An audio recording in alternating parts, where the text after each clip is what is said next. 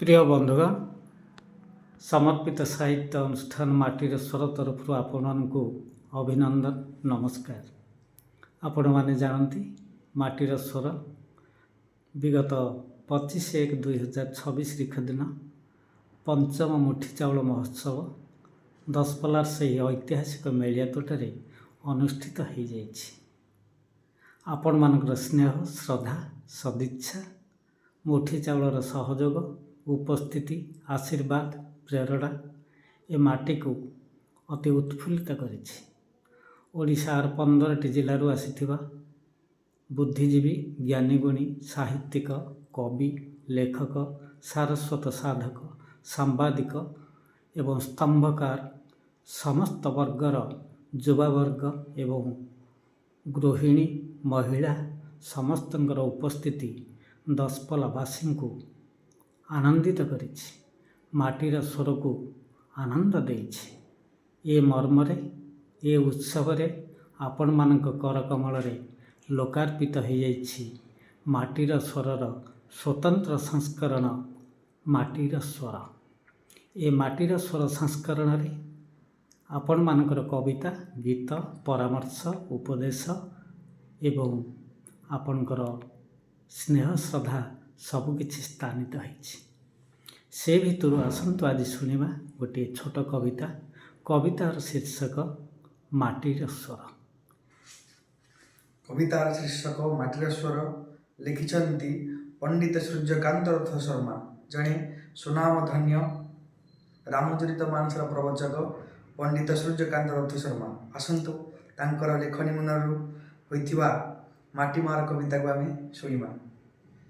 କିଏ ସେ ଉଚ୍ଚ, କିଏ ସେ ନିଚ, ନ ଦେଖେ ନେତ୍ର ଯାର। କିଏ ସେ ଉଚ୍ଚ, କିଏ ସେ ନିଚ, ନ ଦେଖେ ନେତ୍ର ଯାର। ସଭିଙ୍କୁ ସେହି ନିଏ କୋଳେଇ, ନାମ ତା ମାଟିର ସ୍ୱର, ନାମ ତା ମାଟିର ସ୍ୱର। କିଏ ସେ ଉଚ୍ଚ, କିଏ ସେ ନିଚ, ନ ଦେଖେ ନେତ୍ର ଯାର। ସଭିଙ୍କୁ ସେହି ନିଏ କୋଳେଇ, ନାମ ତା ମାଟିର ସ୍ୱର, ନାମ ତା ମାଟିର ସ୍ୱର।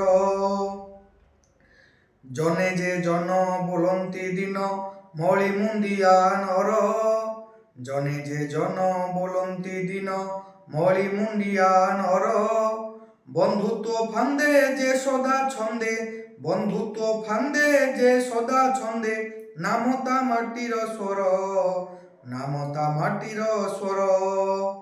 ମାଟି ମାର ଖଟି ଖିଆର, ପେଟ ଯେ ଚିହ୍ନେ ଚିର।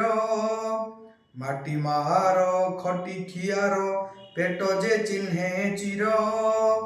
ନିଃସହାୟର ସହାୟ ବୀର, ନିଃସହାୟର ସହାୟ ବୀର, ନାମ ତା ମାଟିର ସ୍ୱର, ନାମ ତା ମାଟିର ସ୍ୱର। ଏକ ପାତ୍ରରେ ଦିନ ଧନୀରେ, ପିଆଏ ଯେହୁ ନୀର। ଏକ ପାତ୍ରରେ ଦିନ ଧନୀରେ, ପିଆଏ ଯେହୁ ନୀର। ଭେଦା ଭେଦକୁ ବର୍ଜିଛି ଯେହୁ, ଭେଦା ଭେଦକୁ ବର୍ଜିଛି ଯେହୁ, ନାମ ତା ମାଟିର ସ୍ୱର, ନାମ ତା ମାଟିର ସ୍ୱର। ଭିକ୍ଷାର ମୁଠି କରିଏ କାଠି, ଭେଇ ସହାୟ କର। ଭିକ୍ଷାର ମୁଠି କରିଏ କାଠି, ଭେଇ ସହାୟ କର।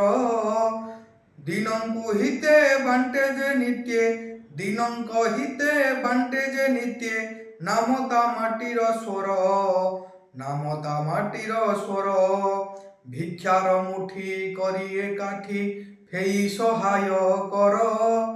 ଦିନଙ୍କ ହିତେ ବାଣ୍ଟେ ଯେ ନିତ୍ୟେ, ନାମ ତା ମାଟିର ସ୍ୱର, ନାମ ତା ମାଟିର ସ୍ୱର। ହୁଏ ବିନୟୀ ଭଉଣୀ ଭାଇ, ସୂର୍ଯ୍ୟର ଏ ଗିର। ହୁଏ ବିନୟୀ ଭଉଣୀ ଭାଇ, ସୂର୍ଯ୍ୟର ଏ ଗିର।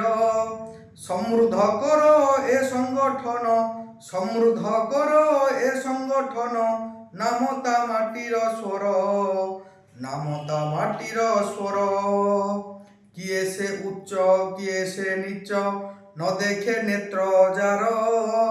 କିଏ ସେ ଉଚ୍ଚ, କିଏ ସେ ନିଚ, ନ ଦେଖେ ନେତ୍ର ଯାର। ସଭିଙ୍କୁ ସେହି ନିଏ କୋଳେଇ, ସଭିଙ୍କୁ ସେହି ନିଏ କୋଳେଇ, ନାମ ତା ମାଟିର ସ୍ୱର, ନାମ ତା ମାଟିର ସ୍ୱର, ନାମ ତା ମାଟିର ସ୍ୱର। ବନ୍ଧୁଗଣ, ଏ କବିତାଟି ଉପସ୍ଥାପନ କରୁଥିଲେ ଆପଣଙ୍କର ପ୍ରିୟ ପଲ୍ଲୀ ପ୍ରତିଭା ଶ୍ରୀମାନ ଶ୍ରୀନିବାସ ରଣା। ଆପଣମାନେ ଜାଣନ୍ତି, ଆମେ ପଲ୍ଲୀ ପ୍ରତିଭାଙ୍କୁ ଆପଣଙ୍କ ପାଖରେ ପହଞ୍ଚାଇବା ଆମର ମୂଳ ଲକ୍ଷ୍ୟ। ପଲ୍ଲୀ ପ୍ରତିଭା ସମ୍ମାନ ପାଉ, ପରିଚୟ ପାଉ, ଆପଣଙ୍କର ଆଶୀର୍ବାଦ ପାଉ, ଏହା ହିଁ ମାଟିର ସ୍ୱର କାମନା କରେ।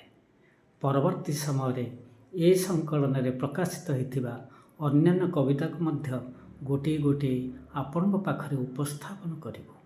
ଏହାର ଲକ୍ଷ୍ୟ ହେଉଛି ମାଟିର ସ୍ୱର, ମା ମାଟିର କଥାକୁ ଆପଣଙ୍କ ପାଖରେ ଉପସ୍ଥାପନ କରିବା ଆମର ଲକ୍ଷ୍ୟ। ଆଜି ପାଇଁ ଏତିକି। ନମସ୍କାର।